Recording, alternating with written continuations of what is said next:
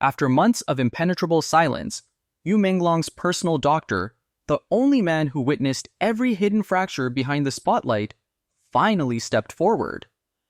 But beneath that one sentence, beneath the shock that rippled through millions of hearts, lay a far heavier truth. This was not a revelation born from opportunism or spectacle. It was the unavoidable dismantling of a silence that had grown too large, too suffocating, too unjust to remain sealed any longer. Across Asia, the atmosphere shifted at once.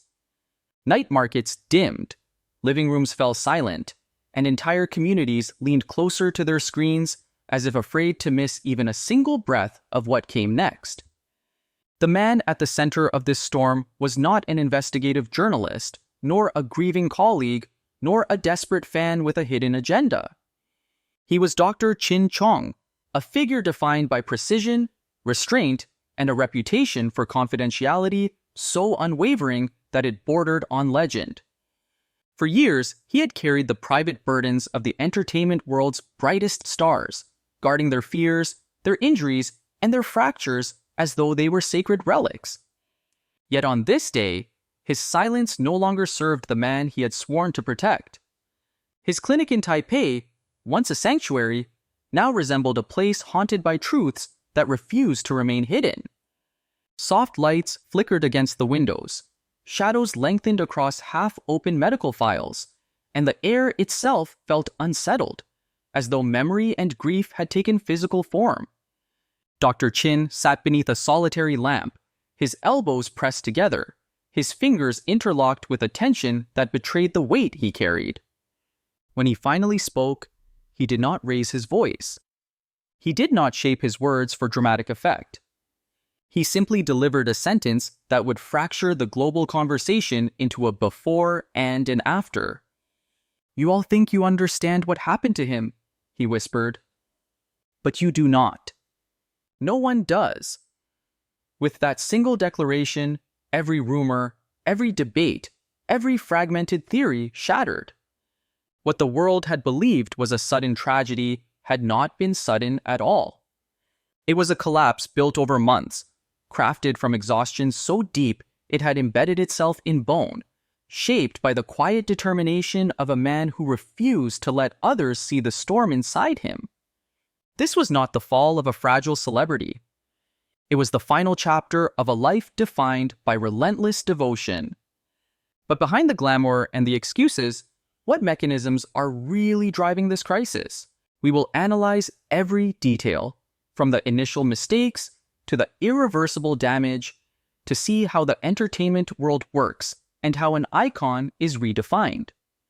The truth begins here, in the quiet room where a doctor finally chose to lift the veil. What follows is not speculation, not sensationalism, but a reconstruction of the hidden battlefield that consumed Yu Menglong's final days. If this story resonates with you, I invite you to subscribe to this channel so that our future investigations can continue to illuminate the truths that often remain hidden behind the entertainment industry's brightest lights. Share this video across every platform where voices gather, because collective awareness is the only force capable of demanding accountability. Let us stand together, not in anger, but in clarity and compassion, to ensure that what happened to Yu Menglong is never repeated. Let us raise our voices so that silence can no longer swallow the struggles of those who give so much of themselves to the world. The unraveling of Yu Menglong's final days did not begin with a dramatic collapse or a catastrophic event that could be easily identified, labeled, or explained. According to Dr. Qin, the truth was far more insidious. It began quietly, almost invisibly, threading itself through long nights, relentless rehearsals, and the silent expectations that clung to him like a second skin. What the public eventually witnessed as a sudden tragedy was, in reality, the culmination of months of internal erosion, the slow dimming of a man who insisted on shining for everyone but himself. In the months leading up to his decline, Yu Menglong's schedule had transformed into something nearly inhuman. Filming extended deep into the night, often stretching beyond the point where most actors would have demanded rest. Hours later, he would board early morning flights, traveling across borders within impossibly narrow time windows.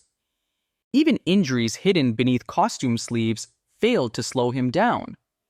He rehearsed choreography until dawn, delivered flawless performances, and greeted every fan with warmth that concealed the fatigue beneath his eyes. Dr. Chin remembered these early signs with an ache that seemed to weigh down every word he spoke. The first warning came when the actor arrived at the clinic after a long rehearsal, soaked by rain and barely steady on his feet. His pulse had been racing at nearly double the normal speed, his breathing shallow, his vision unfocused. Yet when the nurse entered the room, Yu Menglong straightened immediately, lifted his chin, and smiled with the reassuring charm that millions adored. "Treat the others first," he had insisted, as though his collapsing body were merely an inconvenience. But beneath that smile, a storm churned. Recurring migraines, abnormal heart rhythms, and unpredictable drops in oxygen levels began appearing in tests, each one painting a clearer picture of internal distress. The anomalies did not match his age or his physical condition. Something within him was overworked, destabilized, pushed far beyond the limits that any human body could endure. When Dr. Chin urged him to take time off, explaining that rest was not optional but critical, Yu Menglong would simply shake his head with a soft laugh. "The world does not pause for me," he said. "I must keep going." That single sentence revealed the root of the crisis. It was not fame that burdened him, nor the industry that demanded more than it should. It was the profound weight he placed upon himself, the responsibility he felt to maintain an image of unwavering strength. Every smile he offered hid another fracture. Every performance concealed another warning. To fans, he appeared tireless. To his doctor, he appeared to be fighting a battle he refused to acknowledge. 17 days before his final public appearance, the first major episode struck without mercy.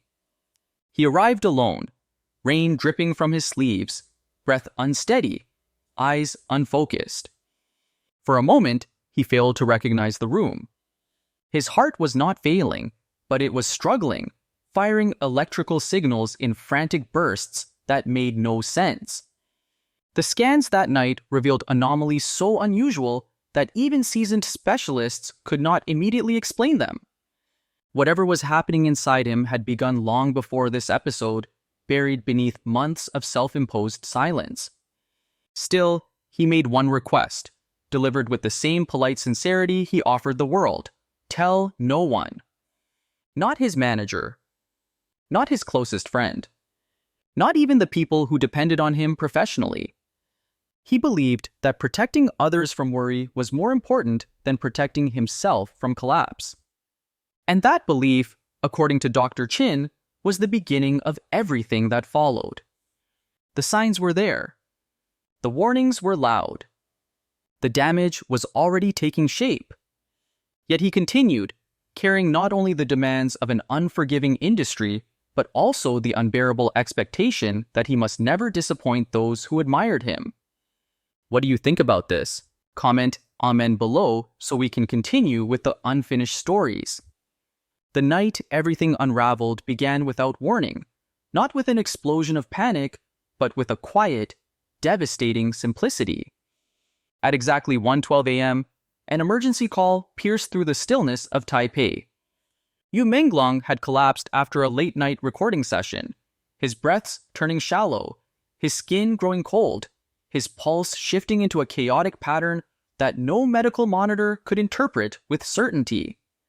His manager, terrified of attracting attention, drove him not to a public hospital, but to Dr. Chin's private clinic, a place that had become both a sanctuary and a battlefield in the final months of his life.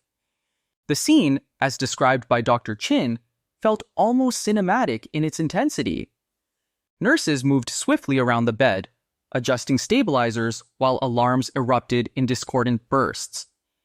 The monitors displayed jagged peaks and plunging valleys, as though the electrical language of his heart had lost its order, speaking instead in scattered fragments. Yet, through this chaos, through the unraveling of his own physical strength, Yu Menglong managed one more act of composure. He looked at the doctor, eyes dim but steady, and smiled. It was a gesture that should have belonged to a calm day, a routine appointment, a moment of reassurance. Instead, it became a symbol of a man fighting to stay whole for the sake of everyone but himself. "I do not want my fans to see me like this," he whispered. "They should remember me strong." Those words spread across the world like a tremor, shattering the comfortable illusions that fame often constructs. For months, the public had been fed fragments, conflicting accounts, and vague updates that offered no clarity, only speculation. What appeared to be ordinary fatigue or overwork now revealed itself as a crisis far more severe and far more hidden than anyone had imagined. Hours passed as the team attempted to stabilize him. Treatments, injections, neurological checks, and oxygen adjustments were deployed in rapid succession. The medical terminology was clinical, but the reality was profoundly human.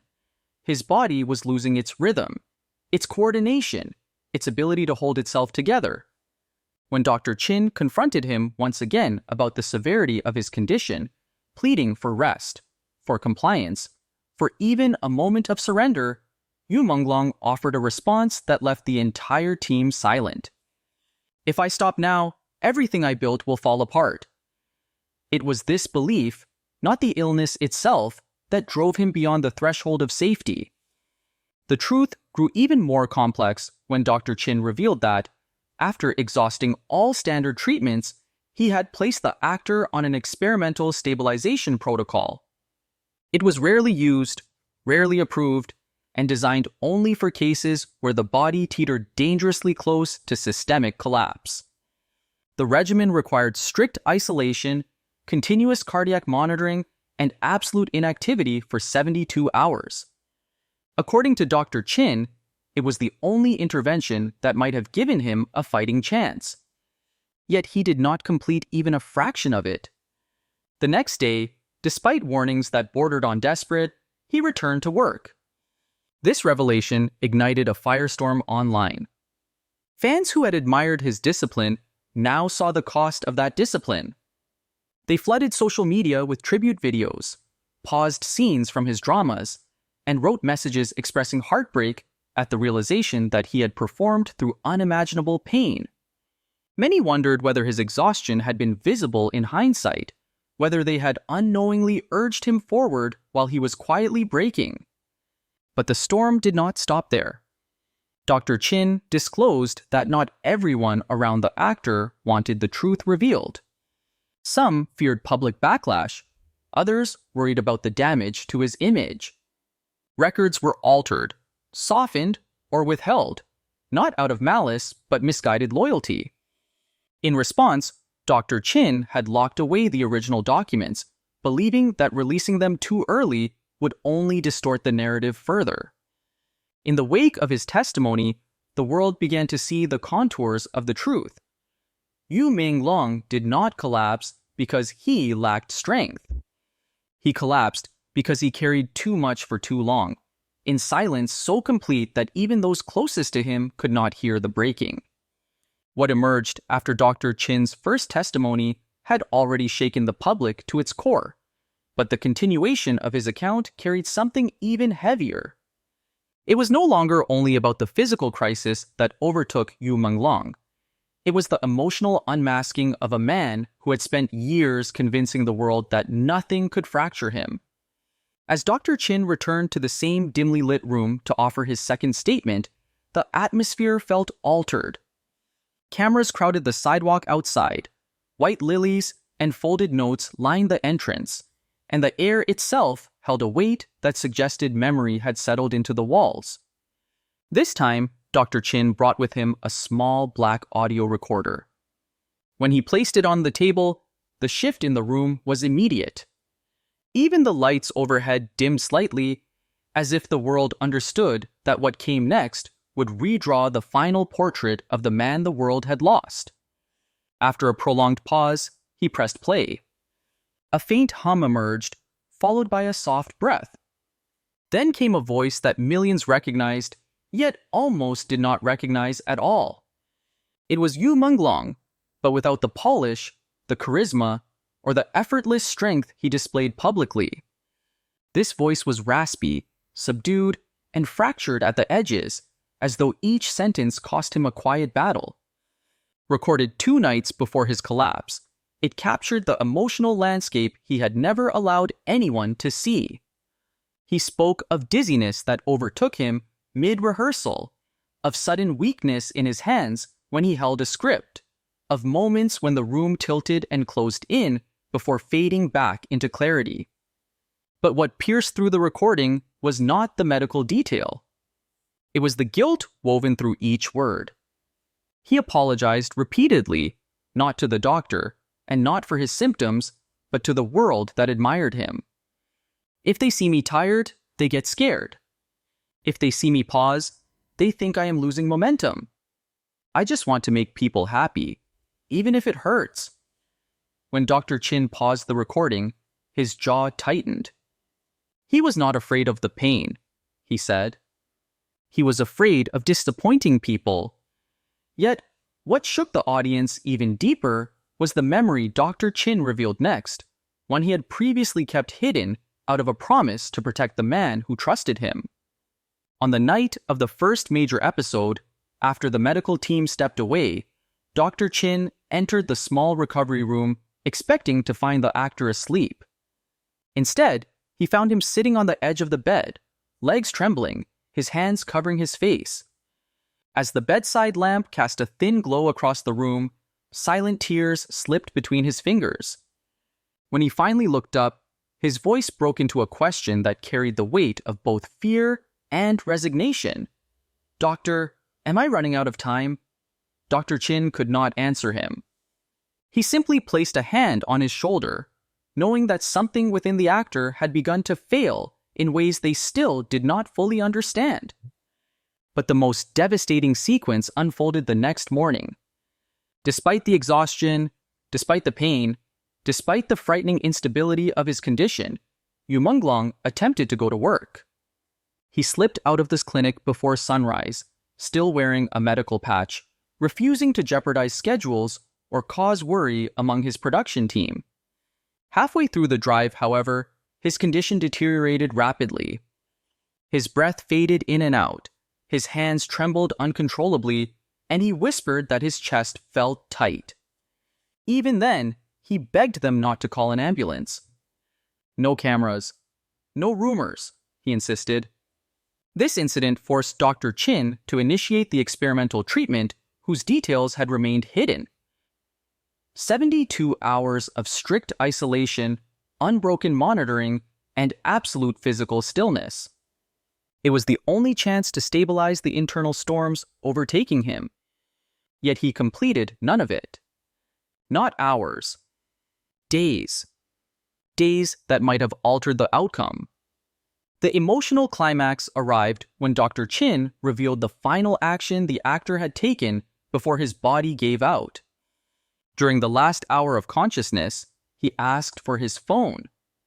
Not to call family, nor colleagues, nor anyone who could help him. He opened the camera. He looked at his reflection. With a faint smile, he lifted his hand to his heart and mouthed the words, "Thank you." The phone slipped from his fingers moments later.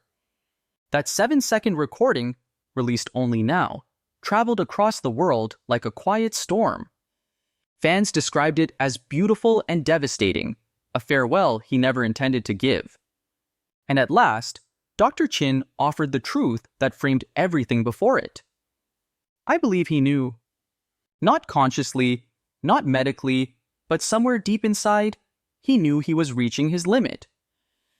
In the days that followed Dr. Chin's final revelation, the world shifted into a quieter, more contemplative rhythm.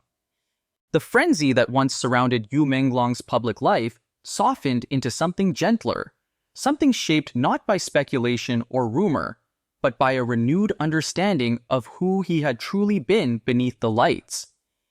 The tributes that poured in were no longer attempts to guess the cause of his decline. They became acknowledgments of the immense devotion he carried, even as his body fought against him.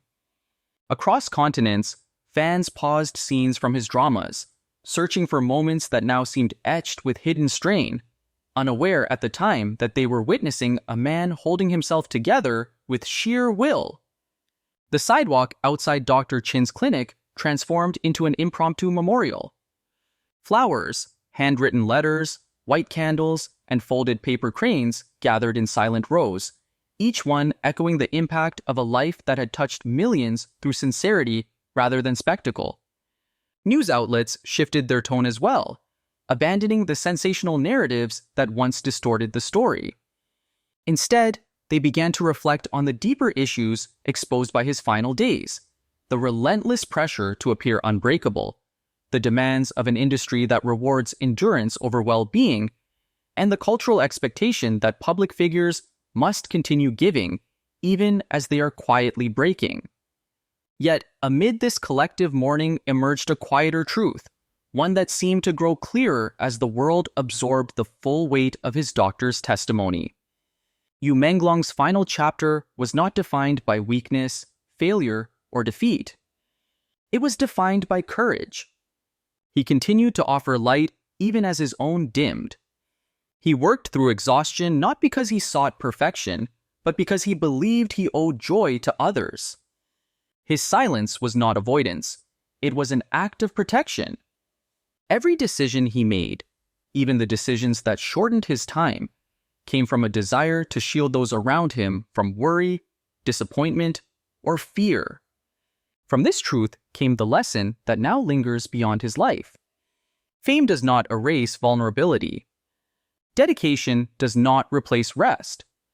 And devotion, no matter how profound, cannot sustain a body that has been pushed beyond its natural threshold. His story urges a reevaluation of the expectations placed upon public figures, and perhaps even the expectations individuals place upon themselves. Strength is not the absence of fragility, it is the willingness to acknowledge it before it becomes irreversible. Today, his legacy expands far beyond the roles he played or the stages he graced. It lives in the conversations he unintentionally ignited about well-being, empathy, and the cost of silent endurance. It lives in the fans who now understand that their admiration carries responsibility. It lives in an industry that must confront the consequences of its demands. And it lives in the final message he left the world, spoken without sound, but heard everywhere. A hand placed gently over his heart, a gesture of gratitude that now feels like both a farewell and a reminder. As the story of his last days settles into history, one question remains for all who continue to remember him. How do we honor a man who gave everything, even as the world failed to see the battle he was fighting? Perhaps the answer lies in carrying forward the truth he could not speak in time, and in ensuring that those who follow in his footsteps are allowed to shine without having to burn themselves away. If this story touched you, share your thoughts below. Let us continue the conversation he could not, so that the silent struggles of others may finally be heard.